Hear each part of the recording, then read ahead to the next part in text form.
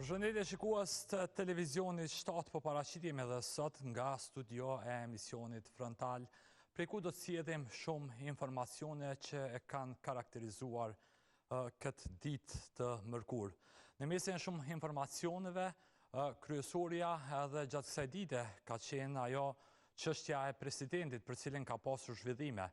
Përveç atyre që kanë deklaruar nga skena politike, ka pasur edhe një intervistë orëve të fundit nga një përfaqësues i familjes Jashari, nga Murat Jashari, i cili është përgjigjur shumë thirrjeve dhe kërkesave që presidenti apo figura konsensuale për president të vijë nga kjo familje.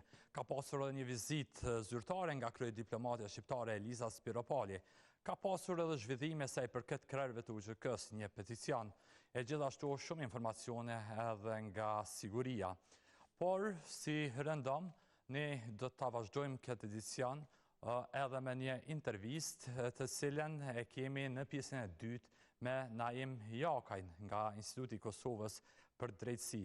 E para të gjitha këtyre do të shkoj me titujt kryesor të kësaj dite.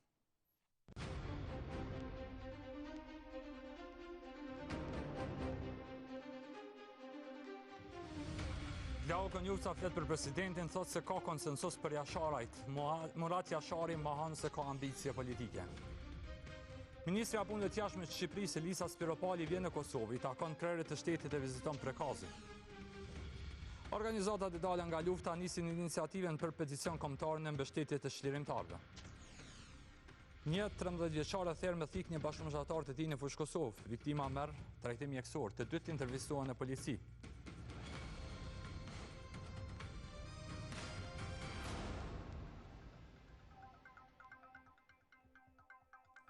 Ashtu si që paralajmëruam, zhvillimi kryesor i kësaj dite, apo fokusi i kësaj dite, ka qenë të çështja e presidentit. Vetëm para pak minutash, një përfaqësues i familjes Jashari i është përgjigjur thirrjeve dhe përfoljeve që presidenti i ri i vendit duhet të vijë nga kjo familje.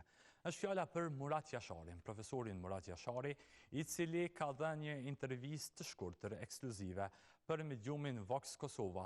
Në atë intervistë, zoti Jashari ka mohuar që ai personalisht ka ambicie politike dhe përveç kësaj, ai ka thënë që klasa politike e vendit duhet të gjejë një zgjidhje për këtë çështje, pasi që është çështje që ju takon atyre. Për të parë se çka saktësisht dhe mëgjërësisht ka deklaruar zoti Murat Jashari, do ta kemi tani një deklaratë ku vrehet përgjigja e tij e plotë. Ma shumë se gjithçka, për mua, si Murat, është emri i familjes Jashari. Ajo është barë madhe mbi supe, dhe unë nuk e kam të drejtën as morale, as profesionale, me fut emrin e familjes Jashari në kalkulime politike, ose për poste publike. Unë e kam një detyrë që ma shumë se profesion e ndi si mision edhe për shkak të gjyqit em, prandaj edhe nuk kam dalë më prononcu. Emri jam sa i përket kësaj çështje është në vazhdimsi. Është për mënd, pra çdo herë që ka ardhur në pikpyetje emri ose çështja e zgjidhjes së presidentit, gjithmonë emri im është për mënd. E kam sqaruar atyne që kanë kërkuar protagonistët politik, ju kanë treguar që s'kam ambicie politike. Pra Gjoni emër të tjetë. Unë kam menu sa kam përfaqësuar dhe jam pjesë e familjes Jashari, që familja Jashari u takon të gjithë shqiptarëve dhe të gjithë janë të tonët. Pra pa dallim bindjeve politike apo besime apo ngjyrave të tyre. Sepse sakrifica është bërë për çka. Jemi në liri, jemi në demokraci, sigurisht që gara politike është krejt e natyrshme, siç thotë një mendimtar, për demokraci të reale. Partitë politike janë fëmijët e demokracisë. Për demokracitë ideale, atëherë janë armiqtë e demokracisë. Po na s'kena demokraci ideale, kena demokraci reale. Prandaj edhe duhet me i pa me qetësi si fëmijët e demokracisë, po falënderit gjithë atyne që më përkrajnë edhe që mendojnë që unë jam personi adekuat, po në mes të qenurit në pozita publike dhe profesionit që kam dhe pjesë e familjes që jam, unë i zgjedh këto të tjera. Partitë politike ose politika nëse përthejena në gjuhën tonë të bukur shqipe i vjen menaxhimi me punë publike. Pra, ata që dalin në zgjedhje e kanë për obligim se marrin besimin e qytetarëve, edhe marrin taksën e qytetarëve. Pra, në politikë jemi i menaxhu këto dy gjëra. Dhe ata duhet me gjetë zgjidhje për këtë punë, sepse e kanë besimin, e kanë edhe taksën e qytetarëve. Vetëm në gjendje të jashtëzakonshme, runa zot, ndaj lufte civile, ndaj rreziku të madh kombëtar ku cënohet bërthoma e kombit tonë, e vendit tonë, atëherë kush jamon mos me sakrifiku për këtë vend. Pra, unë jam gjithmonë i gatshëm me gjithë fëmijët që mi ka folë Zoti, me sakrifiku për këtë vend. Ama jo me keq përdorur emrin e familjes Jasharit për pozita personale. Pra, çdo duhet me kuptu opinioni që. Jo, ata po shprehin gatishmërinë e tyne, ata po shpresojnë këtë çështje, unë i falenderoj që ata na besojnë, ose mbesojnë për pozitat e tilla, por edhe ja u kemi bën të qartë, ose ja u kum bën të qartë, se cilat janë arsyet pse unë nuk e vaj. Sepse mbi supet e mia rëndon një borë më. Dhe këtë zguxoj me fut në Një përgjigje jashtëzakonisht të prerë, jashtëzakonisht kuptim plot e përmbajtësore nga Murat Jashari, përfaqësuesi i familjes me më së shumti nam në vendin tonë, ka fshirë një çështje për të cilën emri i tyre nuk lakohet vetëm këtë herë, por ka vite sa herë që të vjen koha për zgjedhjen e një presidenti. Edhe sot, vetëm disa orë para kësaj deklarate, një figurë e rëndësishme politike, zëvendës kryeministri i vendit, ministri i punëve të jashtme të Kosovës, Glauko Njufca, ka thënë se në shoqërinë kosovare ka konsensus që presidenti të jetë nga familja Jashari. Madje, ai u përgjigj edhe në pyetjen se a mund të jetë presidenti nga lëvizja vetëvendosje, duke thënë që nuk do t'ja imponojnë partive opozitare një figurë nga partia në pushtet. Edhe një javë kohë për ta zgjidhur çështjen e presidentit. Brenda këtyre 7 ditëve partitë parlamentare detyrohen që ta zgjedhin dikën, përndryshe rruga vetme mbeten zgjedhjet. Se nuk mund t'ja imponojnë opozitës kandidatin për president, njësoj siç bën vitin e kaluar me kandidatin për kryeparlamentar, pohoi këtë mërkur nën kryetari vetëvendosjes. Ne jemi bind që nuk ka mundësi përmes një emri që propozohet, një emri një anshëm, ta marrim edhe votën e garantume të opozitës, për mi bot edhe të vota. Ky është konstatimi i mazhorancës. Nuk po them që është absolut, sepse gjëra absolute në politik nuk ka. Ka të përafërta. Glauko Njufca nuk tregoi nëse opsioni VV-s është presidenti aktuale Vjosa Osmani, teksa as vetë nuk e shesi të tillë. A jam unë opsion? Jo, unë menoj që nuk është full, nuk është tru në këtë kontekst. Po ta kishte qasjen mazhoranca që do ta propozoj një president të lëvizjes vetëvendosje, unë menoj që ajo është pikërisht që ajo që thash në fillim po dojna me shmang, se kjo është me qitë opozitën para aktit të kry. Dakordimi plot në mes të gjitha partive politike deri në këto momente, mbetet një antar i familjes emblematike Jashari. Deri tash të vetëm emra që kanë shkaktu automatikisht një pritje pozitive, një konsenzus automatik në shoqërinë tonë është një president nga radhët e familjes të nderuar Jashari. Njufca pyet nëse ka pasur vullnet nga familja Jashari për këtë pozitë dhe sa ka qenë prezent edhe ai në takim. Nuk mund të flas për këtë gjë. Do të shkoni atje dhe ta merrni përgjigje. Jam këtu që të supozoj se kjo është. Ka qenë kryeministri aty, ju ka shpjeguar çka. Zoti Njufca ishte një nga figurat politike apo krerët e shtetit që sot priti në vizitë zyrtare homologën e tij Elisa Spiropalin, ministren e punëve të jashtme të Shqipërisë, e cila krahas takimeve që kishte, ndëruara bëri një vizite edhe në prekas tek familja Jashari të kompleksi memorial.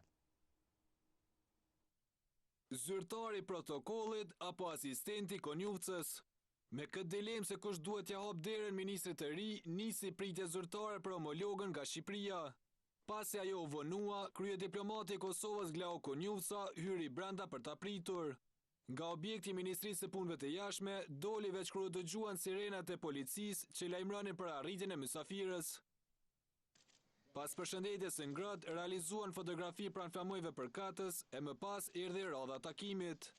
Në atë 40 minutash bisedime, dy ministrat shqiptar diskutuan për shumë tema, mes tyre dhe për rrugën drejt integrimit evropian. E ardhmja jonë ashtu si e kaluara jonë do të jenë të lidhura për gjithmonë, sa më i fortë që të jetë koordinimi ynë, aq më e sigur do të jetë rruga jonë drejt bashkimit evropian.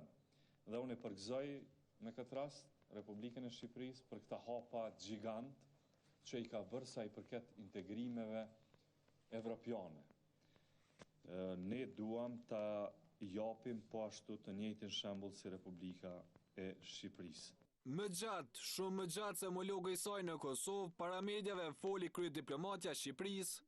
Elisa Spiropali tha si prioritet për Shqipërinë është siguria e diplomacia e Kosovës. Siguria e Kosovës është prioritet mbi prioritete për Shqipërinë dhe siguria e Kosovës është siguria e vetë Shqipërisë. Kjo nuk është figurë retorike, është vlerësim strategjik dhe ne duam të shohim Kosovën sa më pranë strukturave të NATO-s. Marrëveshja e përbashkët mes Shqipërisë, Kosovës dhe Kroacisë është një element i rëndësishëm për jo vetëm për trajnimet përbashkëta e për sigurinë e përbashkët, por edhe për afrimin e Kosovës me strukturat e NATO-s.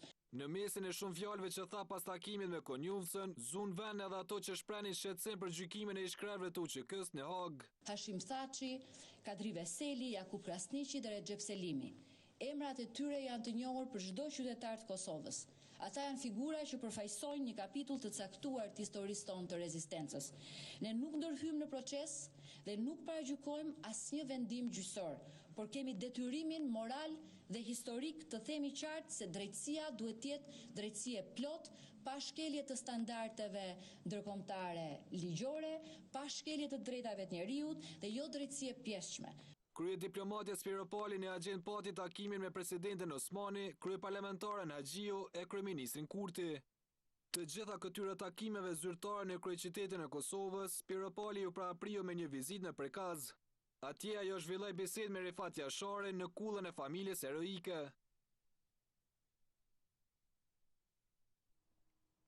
E jo vetëm për krerët e shtetit që sot ishin të zënë me këtë vizitë zyrtare, po për të gjithë krerët e partive politike, sot ka ardhur një letër publike nga shoqëria civile. Letër publike përmes të cilës disa organizata jo qeveritare që kanë publikuar këtë letër për partitë parlamentare, liderët e tyre dhe deputetët e Kuvendit Kosovës, kanë kërkuar që të gjendet një zgjidhje për zgjedhjen e presidentit e të shmangën zgjedhjet e sërishme. Në letër thuhet se duke vlerësuar zhvillimet aktuale politike, ekziston rreziku real që vendi të përballet sërish me një proces zgjedhor, duke cënuar kështu funksionimin demokratik të institucioneve.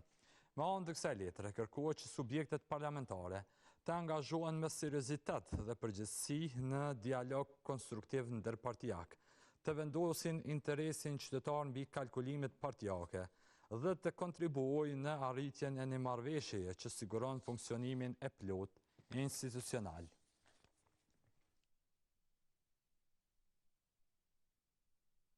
Ndërsa brenda vendit ka kërkesë që të ketë dialog ndërpartijak për zgjedhjen e presidentit. Ka kohë që nga bashkia ndërkombëtare bëhet thirrje për ecurinë e dialogut mes Kosovës dhe Serbisë. Dialog që ka filluar prej një kohësh.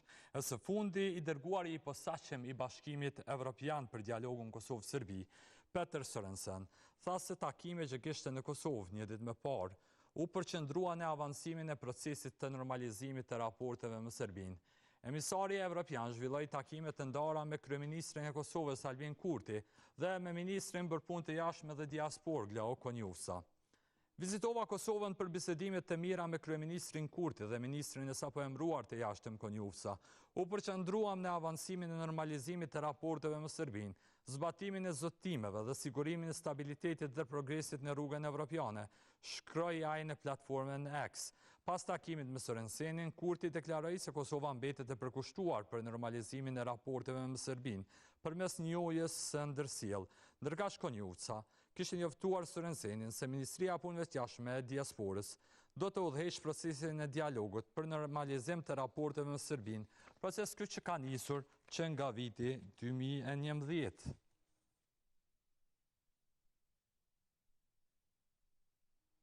E që nga viti 2020 janë krerët e UGK-s që po përballen në Hagë me një proces gjyqësor ndaj tyre, proces që pritet ta sheh fundin në gjysmën e parë të këtij viti.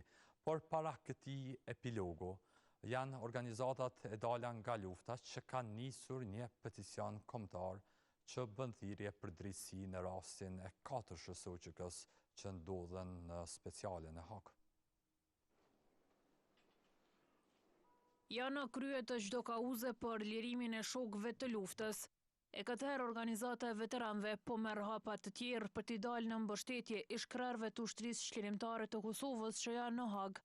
Përmes një peticioni kombëtar online, këta do japin mbështetje 4-shës. Detaje për këtë nismë dha kryetari Hysni Gucati në një konferencë për media. Jo kundër drejtësisë, por kundër pa drejtësisë që po ndodh në gjykatën speciale.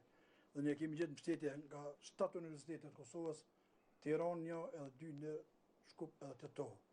Ne kemi përgatitur ta bëjmë një peticion kombëtar, ku pesojë peticioni do të fuqi e kemi edhe online edhe me letra. Kryetari i Parlamentit Studentor të Universitetit të Prizrenit Riyad Bislimaj tregoi se çka përmban ky peticion. Vendimi që pritet ka peshë historike, juridike dhe politike. Si i tillë do të ketë ndikim në stabilitetin rajonal, si dhe në perceptimin e drejtësisë dhe besimit në institucionet ndërkombëtare. Andaj, ne konsiderojmë se vendimi duhet të bazohet ekskluzivisht në prova dhe fakte të administruara në gjykim. Mobilizim të qytetarëve për këtë peticion kërkoi edhe Xhavit Jashari. Edhe kjo kërkesë përmes peticionit që sot do të vazhdojmë me peticion, edhe i ftoj të gjithë që ta nënshkruajnë pa dallim, sepse konsiderojmë edhe kështu është se lufta e ushtrisë shqiptare të Kosovës është vlerë e secilit qytetar. I ftojmë edhe institucionet dhe partitë politike që ta nënshkruajnë për peticion. Nënshkrimi i peticionit mund të bëhet përmes një platforme online e cila mori mbështetje të universiteteve të Tiranës e Shkupit. Besim sërish të çështja e Hagës, atje ku priten zhvillimet e reja. Të premten do t'jetë seanca gjyqësore për rastin e dytë të ish-presidentit Hashim Thaçi. Thaçi në rastin e dytë, së bashku me Bashkim Smakajn, Isni Kilajn, Fadil Fazleun dhe Hajredin Kuqin, akuzohen për pengim të administrimit të drejtësisë.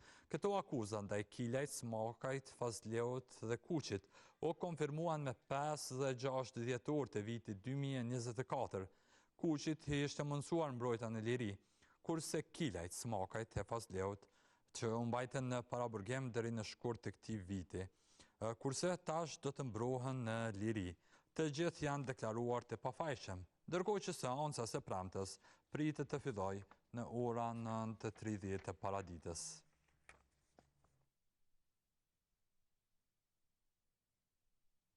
Kthehemi zhvillimet të tjera dhe flasim për një mbledhje që sot ka pasur Komisioni Qendror i Zgjedhjeve e kundër shumë diskutime që pati ishin ato për reforma dhe ndryshime zgjedhore. Dy palë zgjedhje parlamentare e një palë lokale brenda vitit nxorën mësime për Komisionin Qendror të Zgjedhjeve. Konkluzionet dhe rekomandimet nga punëtoria hapen diskutimin për ndryshime të mundshme në ligjin për zgjedhjet e përgjithshme dhe reforma në procesin zgjedhor. Ato u diskutuan të mërkurën në mbledhjen e KQZ-s, anëtarët e të cilëve shprehan rezerva për propozimet që kërkojnë ndryshime kushtetuese, si dhe për çështjen e numrit të kandidatëve në lista. Sipas Ilir Gashit nga PDK, fokusi duhet të jetë tek leximi elektronik i fletvotimeve dhe identifikimi elektronik i votuesve. Kjo nuk do të thotë që në qoftë se vetë do të kemi përpjekje për ndryshime ligjore, unë do të adresoj edhe përmes ndryshimeve ligjore që është votimi i hershëm, që unë konsideroj që Republika Kosovës do të me pas votim të hershëm, e veçmas për disa kategori të shoqënisë tonë. Antari nga VV-ja, Sami Kurteshi, deklaroi se këto rekomandime janë produkti i diskutimeve profesionale dhe se e kanë detyrim t'i bëjnë. Po ne si trup profesionale, dhe çdo trup profesionale ka për detyrë me bë rekomandime. Rekomandimi është jo obligativ. Ata e marrin, rekomandimet natyrisht që i bëjmë me sqarime dhe arsyetime, qofshin ato ligjore, qofshin kushtetuese. Ndërkaq antari nga LDK-ja, Sami Hamiti, sqaroi se dokumenti është bazë për planin e punës dhe planin vjetor që do t'i dërgohet kuvendit. Po ashtu edhe pjesa kur bëhet plani i punës, edhe plani vjetor i punës që dorëzohet në kuvend, atëherë do t'i rishikojmë se cilin e rekomandim, sepse nuk është të thonë që këto që kemi qitë atje. Në të njëjtën mbledhje, u shtyp për herën tjetër miratimi i rekomandimit për ndarjen e mjeteve nga Fondi për mbështetjen e subjekteve politike për vitin 2026. Sipas drejtorit të Zyrës për regjistrim dhe certifikim, rekomandimi nuk u finalizua për arsye teknike, por buxheti mbetet rreth 4.8 milion euro, sa ka qenë edhe vitin e kaluar. 10 vota për miratohen.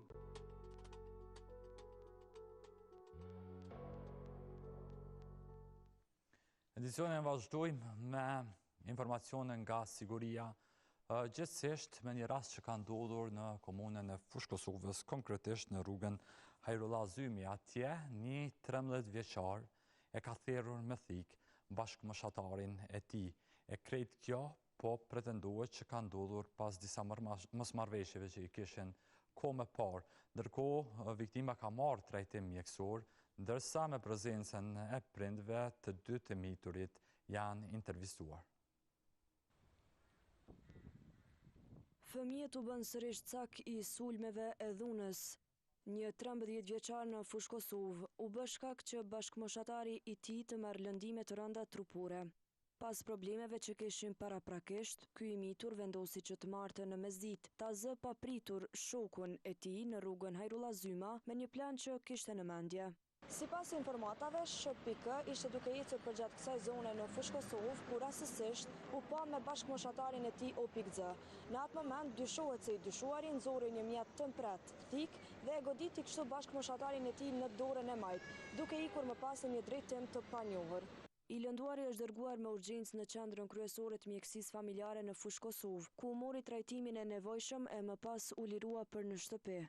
Ndërkohë i dyshuari u identifikua nga Policia Rajonale e Fushë Kosovës. Palët u intervistua në pranit të prindërve dhe përfaqësuesve të qendrës për punë sociale, të cilët dhanë detaje për ngjarjen. Kam pas mosmarrëveshje kaher mes tyre, njëri prej tyre ka poseduar mjetin e armës së ftoftë, ku edhe me të e ka lëndu dhe duket që kualifikohet si lëndim i rënd. I dëmtuari ishte ofruar shërbime shëndetësor në QKMF lokale dhe kanë transportu për konsolidim plagës në Prishtinë, më pas është kthy. Abaz Gjigoli nga qendra për punë sociale tha se për shkak se i dyshuari është nën moshën 14 vjeç, rasti trajtohet sipas procedurave për të mitur, andaj i ka lënë QPS-s. Mbetet me ftu natë me punu tash në mënyrë më detale me ditë pak historikun e raporteve mes tyre dhe motivi që ka ardhur deri te kjo lëndim. Lidhur me ngjarjen është njoftuar edhe prokuroria për të mitur Mimoza Shala, e cila ka udhëzuar inicimin e 2 veprave penale, lëndim i rënd trupor dhe mbajtje në pronësi, kontroll ose posedim i paautorizuar i armëve. Vjoj me informacione nga siguria, po tani nga siguria në trafik, që kanë të bëjnë pikrisht me komunën e Fushë Kosovës. Një rrugë atje, e quajtur rruga e Pejës, është rrugë që po sjellë shumë vdekje sipas banorëve, pasi që sinjalistika nuk është në gjendjen e duhur, e gjithsesi një faj i madh po ju lihet edhe shoferëve, për të cilët banorët thonë se po tregohen shumë të papërgjeshëm.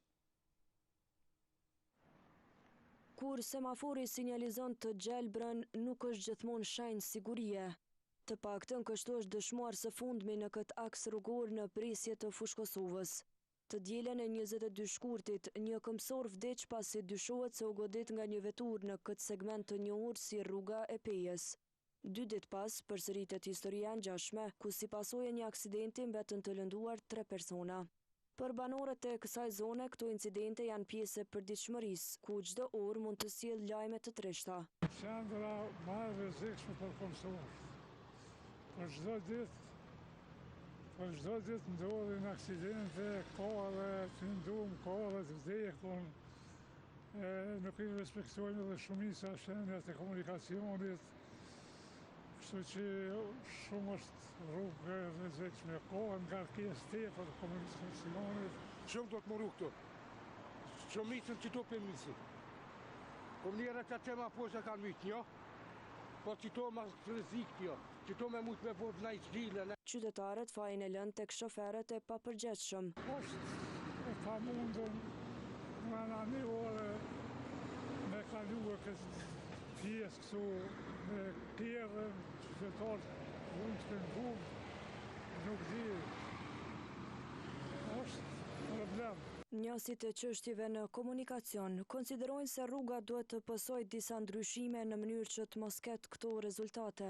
Bresi është vend që duhet me ndryshu konstruksionin e kryqëzimit të rrugës, pra me kalu prej semaforit në qarkullim rrethor, edhe për fat ke shpejtësia e kufizuar 60 km/h se nuk përket më me shpejtësitë ligjore, me qenë sa vend banim, me vend banim na kemi përkufizuar shpe 50 km/h shpejtësinë e kufizuar, edhe pikërisht është ajo që ai vend gjithsesi duhet me u bë ndryshimi i karakteristikave të rrugës me kalu prej kryqëzimit të formës plus të rregulluar me semafora në qarkullim rrethor. Specifikisht për incidentet që lindën si shkak i kësaj rruge nuk dërgoi statistika Policia e Kosovës. Por në nivel vendi nga ky institucion bën të ditur se në total në vitin 2025 në Kosovë u shkaktuan 24.150 aksidente në trafikun rrugor, të cilët lanë të vdekur 111 persona. Nga po i njëjti shkak, në janar të 2026, sipas të dhënave nga Policia e Kosovës, kanë vdekur 2 persona, derisa janë lënduar mbi 1.000.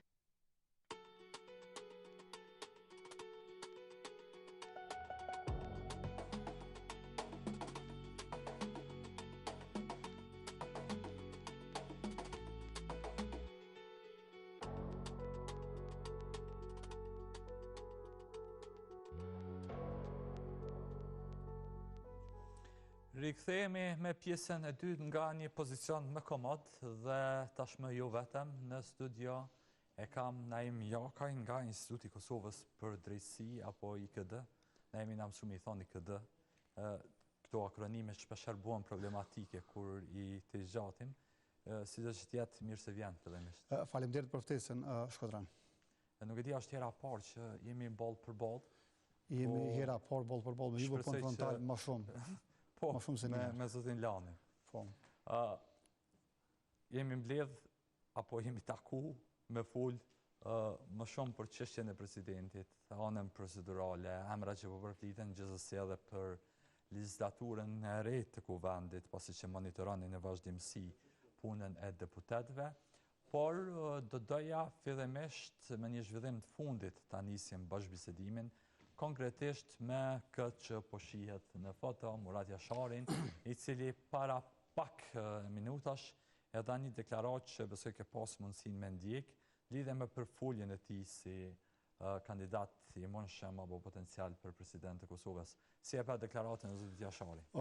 Deklarata e tij është një qëndrim tipik i një intelektualit, një qëndrim tipik i një njeriu që vjen nga një familje emblematike, si që është familja Jasharaj, që nuk lejon me u keq përdor emri i tij për interesa të ngushta partijake ose për interesa të cili do individ në Republikën e Kosovës. Këto kanë disa. Në anën tjetër, ne pom një person që ndoshta por do t'i plotësonte kriteret ose tiparet kryesore të një presidenti, të një personi që nuk negocion në raport me qëndrimet e tij, në raport me qëndrimet e kombit shqiptar, që nuk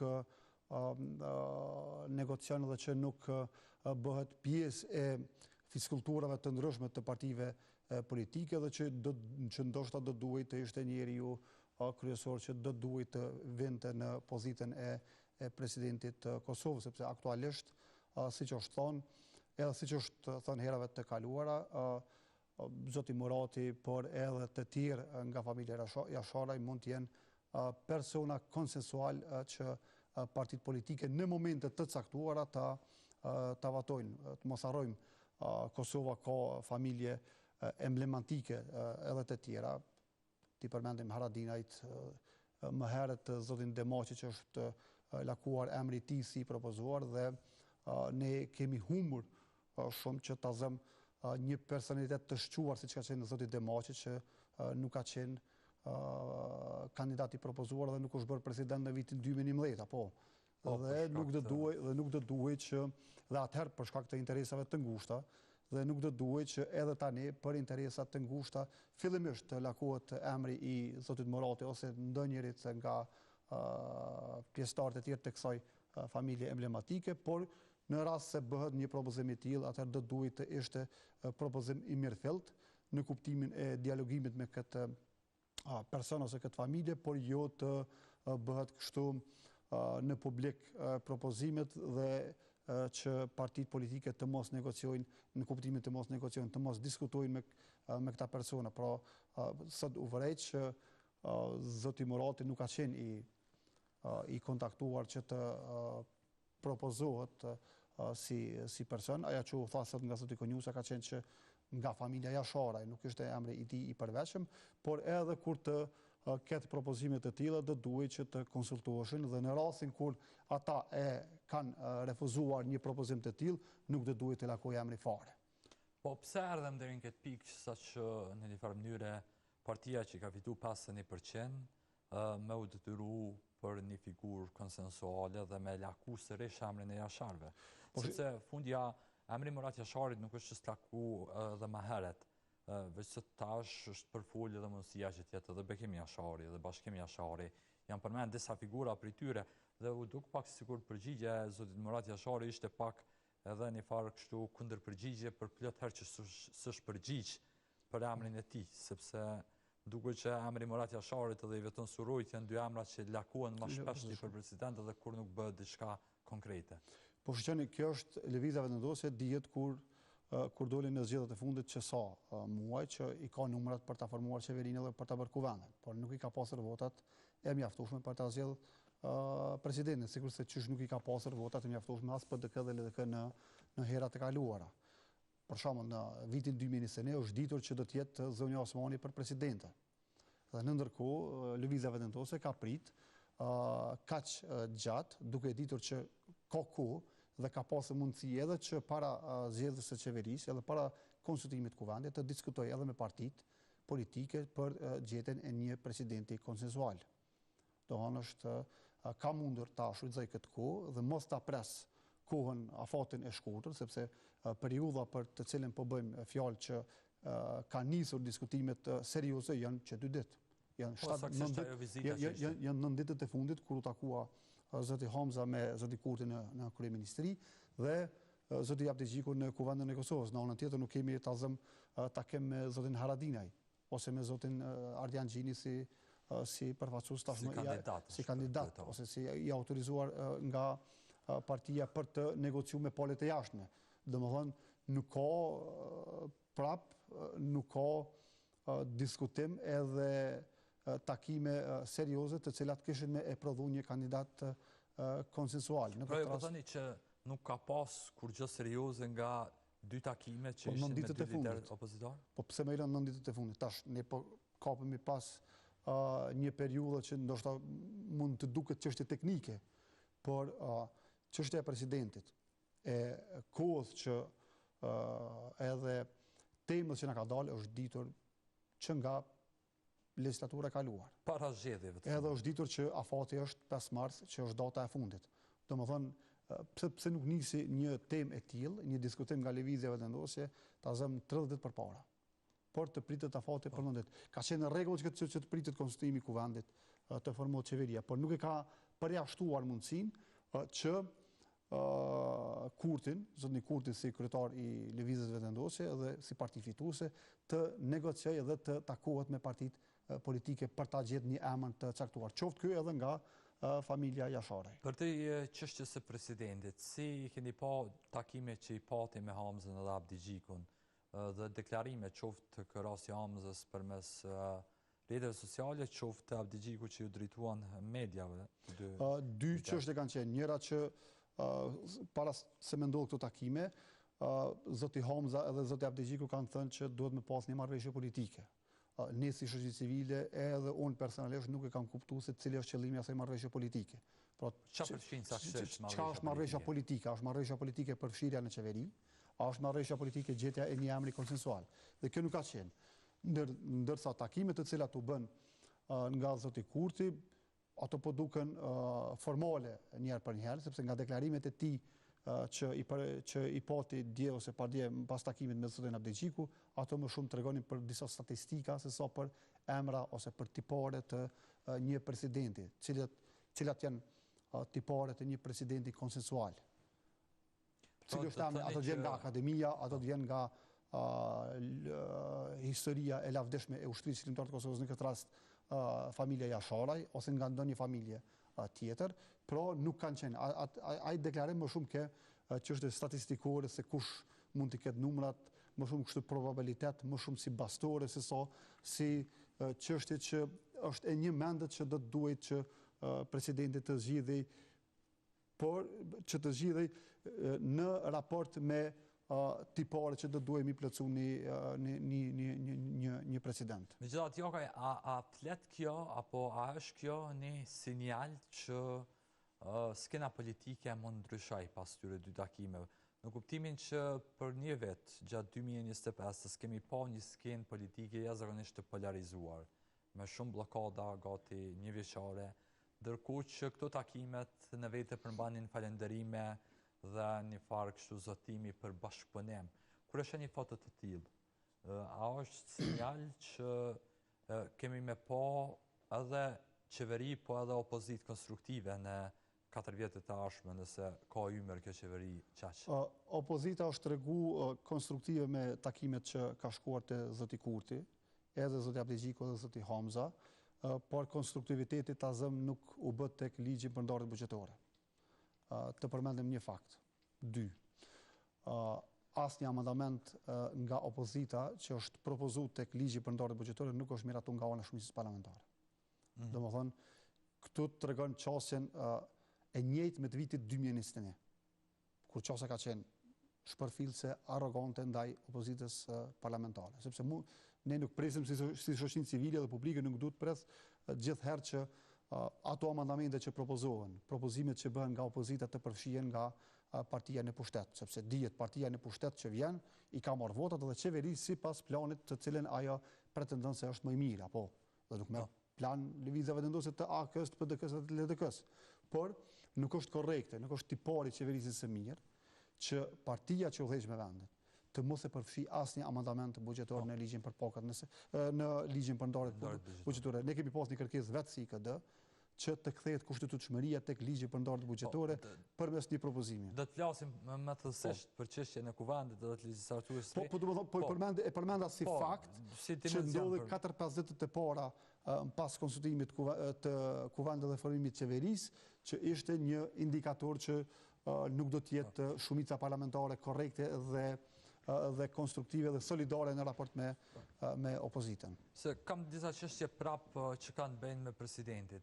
Fillimisht, pse Kurti në një farë mënyrë e përjashtoi si një mundësi zgjatjen e mandatit për Vjosa Osmanin, me të cilën durën në zemër nuk është që s'kam funksionu mirë, themi prej 2021 së tutje në këto 5 vite, ka pas shumë pak fërkime mes tyre në një apo 2 raste, ndërkohë që vazhdimisht zonja Osmani është akuzuar nga opozita, bile edhe nga shoqëria civile, ndonjëherë që nuk po ka veprime në momentet saktume për ndjekimin e Kurtit.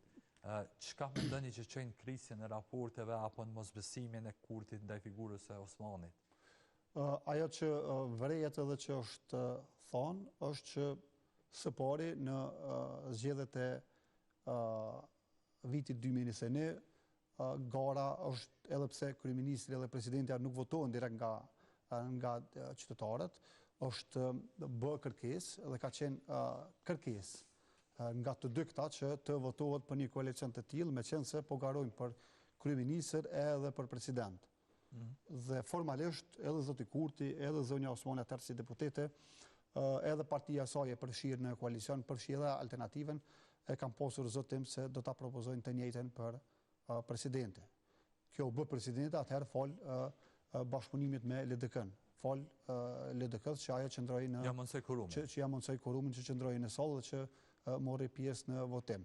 Aktualisht sipas Kurtit, edhe mund thuhet që nuk ka premtim edhe nuk ka mundësi të vazhdimësisë të rizgjedhjes së saj, për arsye se nuk ka kjo legjislaturë ka dalë nga zgjedhjet e tjera, ku nuk ka qenë përfshirje e zonjës Osmani në kuptimin sepse edhe kjo s'ka mund të përfshihet për shkak që janë ndalën edhe kushtetuta dhe ligji, por edhe partia nga ka dalë kjo nuk duket që është e interesuar edhe në linjë me atë që ta ripropozoj edhe një herë. Dohon ne kemi parë deklarimet e deputetëve nga ana e partisë Guxho, të cilët në mënyrë gati se taksative nuk thonë që nuk do të bëhen pjesë e një listës në nënshkrimeve për zonën Osmani. Dhe kjo vërehet që nuk ka vullnet nga zoti Kurti. Normalisht që ato qarjet që janë dukur në publik, besoj që ka pasur më shumë jashtë publikut, veçanërisht në raport me lidhjet që mund t'i ketë bërë zonja Osmani në raport me Shtetet e Bashkuara të Amerikës, me Bashkimin Evropian, në përgjithësi me Bashkinë Ndërkombëtare. Është vërtetë që zoti Kurti nuk është pika e kontaktit në raport me jashtë, në raport me jashtë Kosovës, edhe kjo edhe në bordin e paqes, edhe në raport me intervenimet kur ka ndodhur në veritë Kosovës, e keni parë se si zonja Osmani ka qenë ajo që në disa raste e ka lehtësu edhe e ka zbut pezmin e Bashkisë Ndërkombëtare ndaj qeverisë, në mos në disa raste edhe e ka shpëtu nga ndëshkimi, por kjo nuk e përjashton pastaj edhe zonën Osmani nga aspekti se sa, sepse edhe gjatë kohës së saj ne kemi pas edhe kemi ende sankcione ndërkombëtare.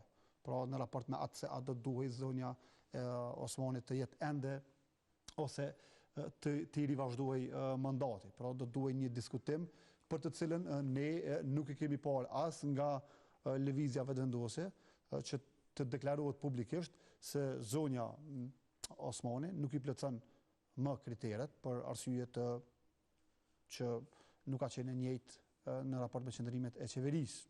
Mund të jetë një qëndrim i zotit Kurti. Nuk ka qenë në linjë me politikën e jashtme, të cilat këta mund t'i konsiderojnë si arsye që ajo të mos jetë e njëjta në procedurë. Por ajo që dihet saktësisht deri më tani, deri në kohën kur jemi sot në intervistë, është që lëvizja vetëvendose nuk duket që ka interesin që ta ripropozojë. Se si do të ripropozohet në rast se do të jetë, do të mundet me pa. Por edhe një gjë shkodran do të më pas parasysh. Opozita i ka më shumë se 30 deputet. Po. Dhe nuk përveç që do duhej që të ishte konstruktive në takim me zotin Kurti, ai do duhej së pari të ishte bashkë si një front, jo në kuptimin formal, por në raport me presidentin, ajo do duhej ta ushtronte të drejtën e vet, sepse i ka më shumë se 30 kandidatë. I ka 43 deputet. 43 deputet, pra më shumë se 30, numër i mjaftueshëm që ta propozojnë një kandidat në raport me lëvizjen vetëvendosje.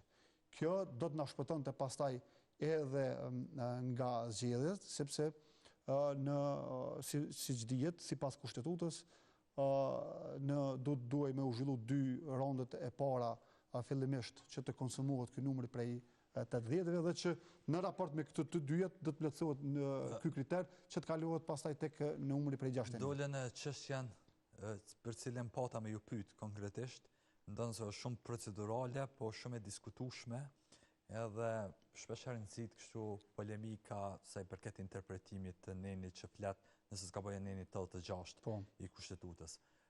Së pari, afati i fundit, a është 4 apo 5 marsi, sepse zonja Osmani në mos gaboj është zgjedhur me 4 prill 2021.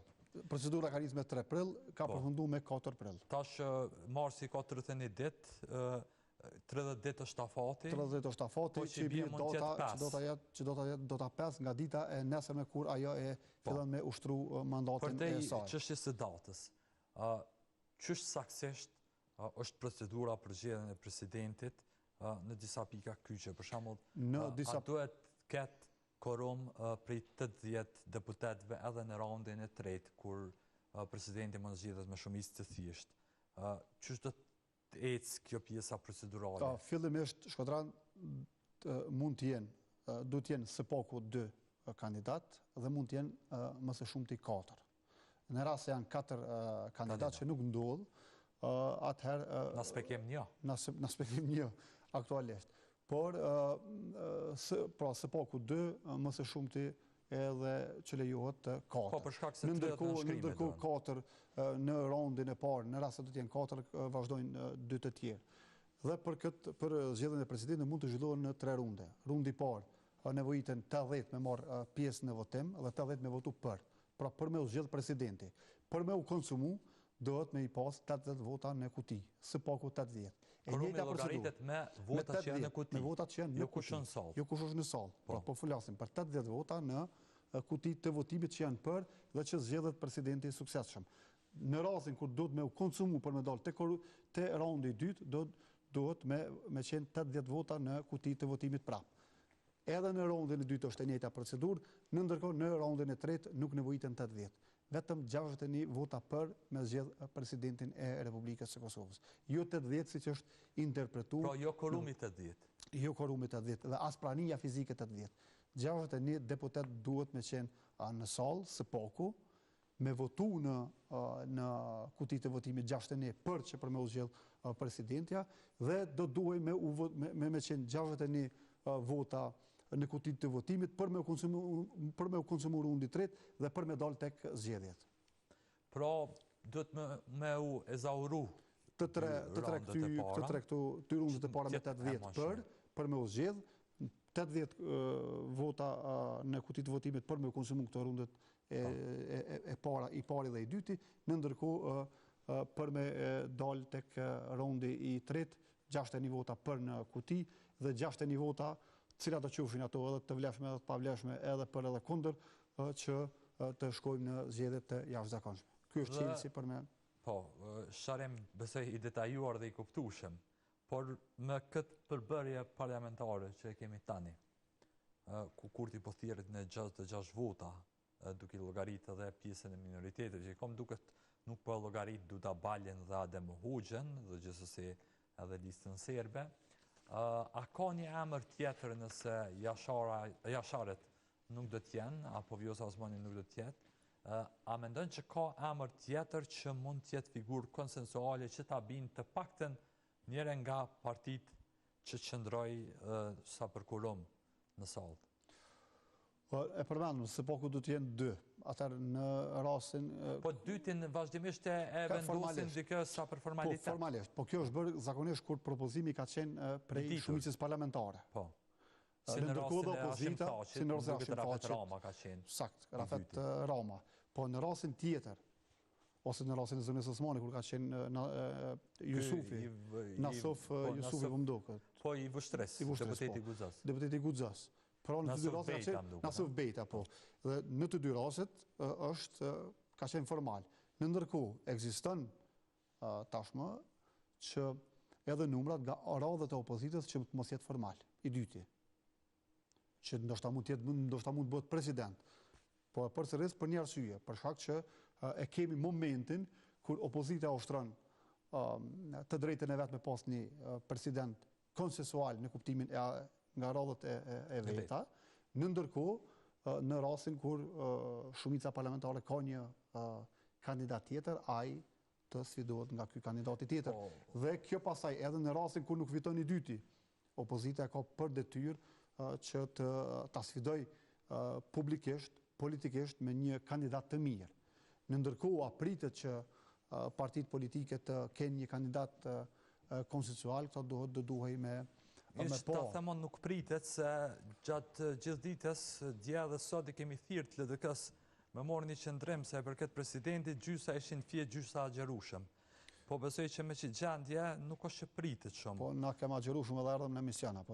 Edhe Eman Ramani PDK-s dje ishte për kundër agjerimit, po do të thëmë që opozita nuk po jap sinjal që mund të vendosin të paktën një kandidat. Po nuk është sinjal i mirë. Nuk ka qenë sinjal i mirë as për çështjen e legislaturës së 9. Nuk ka pas një front opozitar tash, kur po themi si shoqëri civile front opozitar, po themi për qëllime të interesit shtetënor.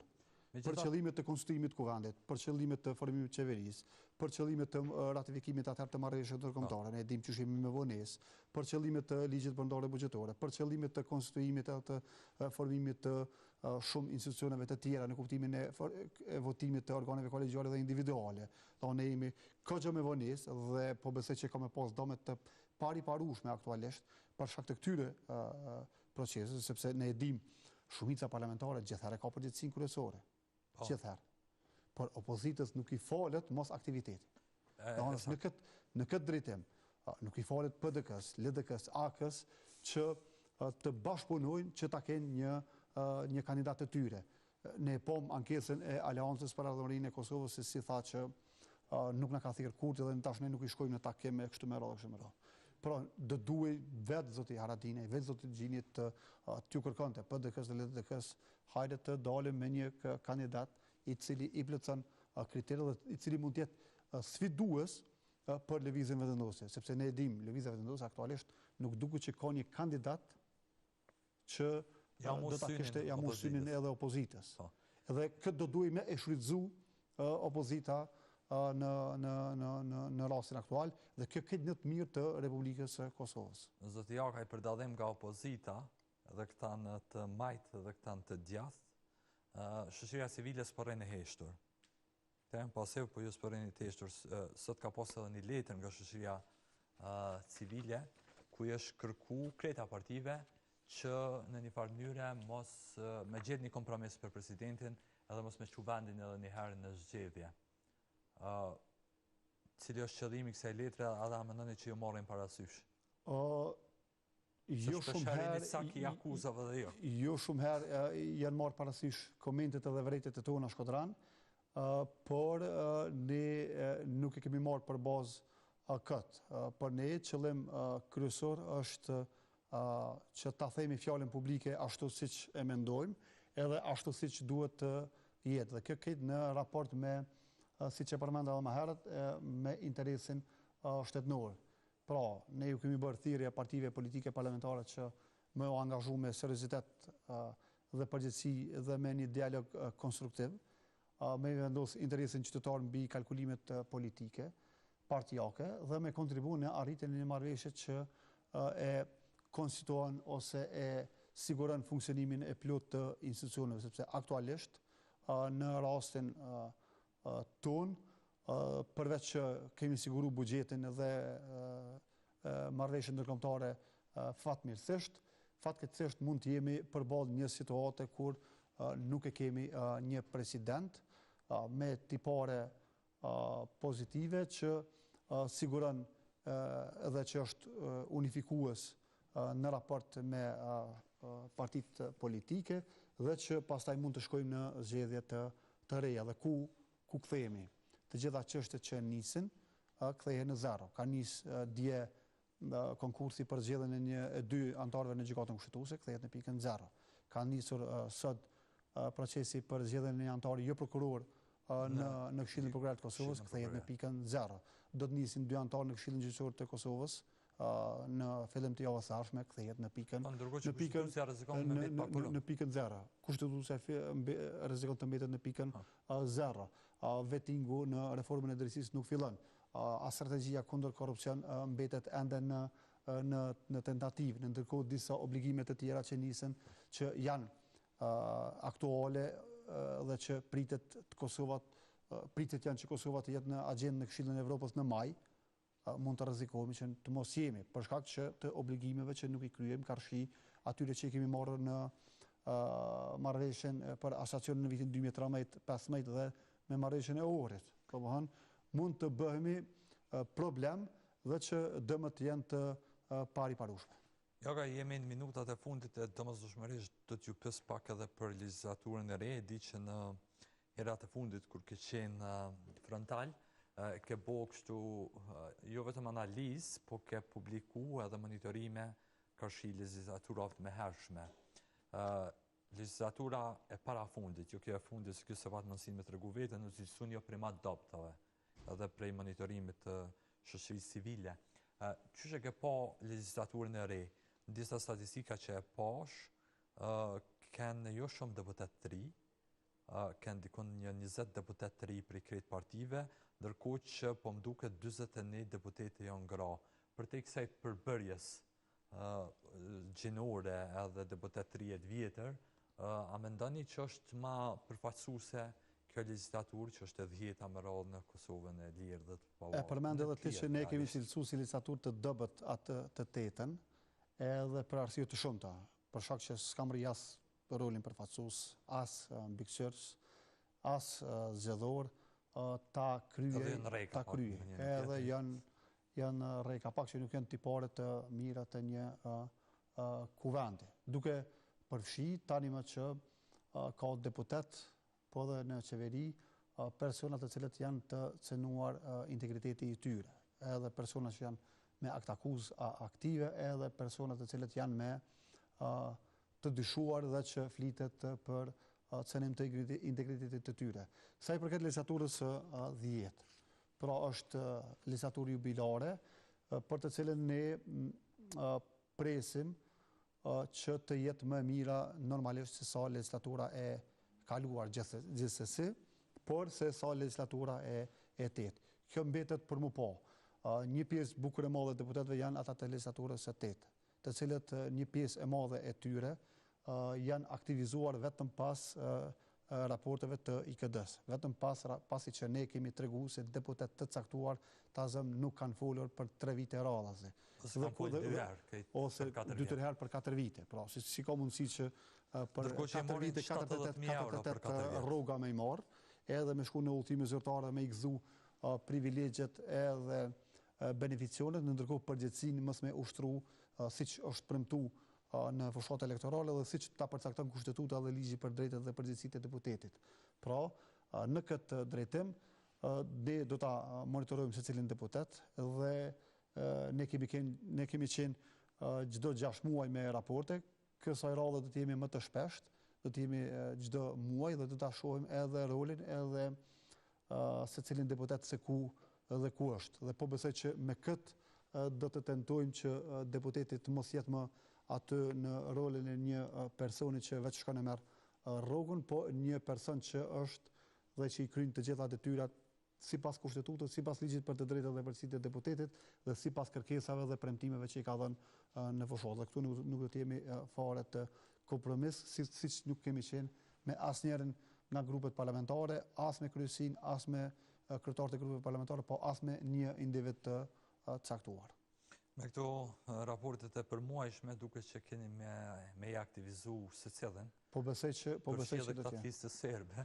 Po për shembull ta them, ne të listës serbe, deputetët e listës serbe, ne i kemi kritikuar vazhdimisht, edhe kemi qenë pjesë e lajmeve në portale që janë në gjuhën serbe dhe që vijnë nga komunat atyre komunave, dhe kemi parë se si ata kanë reaguar në disa herë ndaj neve, dhe kemi parë se si në ligjin brendor buxhetor kanë qenë 9 amandamente të tyre. Roll herë që mund ta vërtetojmë që në ligjin brendor buxhetor ata roll herë dërgojnë amandamente. 1, 2 ose fare. Në ndërkohë janë 9 amandamente nga 9 deputetët që kanë dërguar në ligjin brendor buxhetor.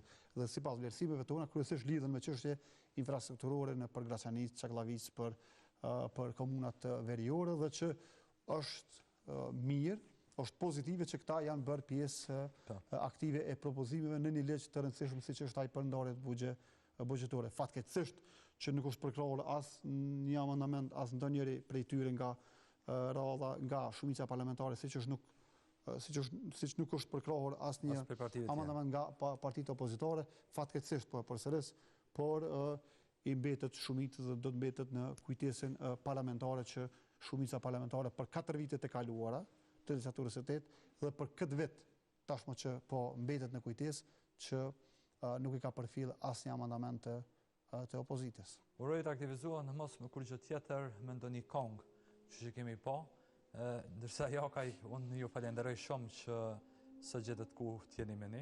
Faleminderit shkodrën për ftesën edhe një herë, punë të mbarë dhe juve. Kur ti publikoni raportit sërish bashkë për t'i pa saksisht që apo bëjnë. Saksisht, faleminderit shumë. Ndërsa shikues të nderuar, ju vazhdoni t'jeni me të shtatë vetëm pas pak ju pret emisioni Kanape me Shpend Lipen e skema programore e televizionit tonë. Deri nesër, mirëmbëngjes.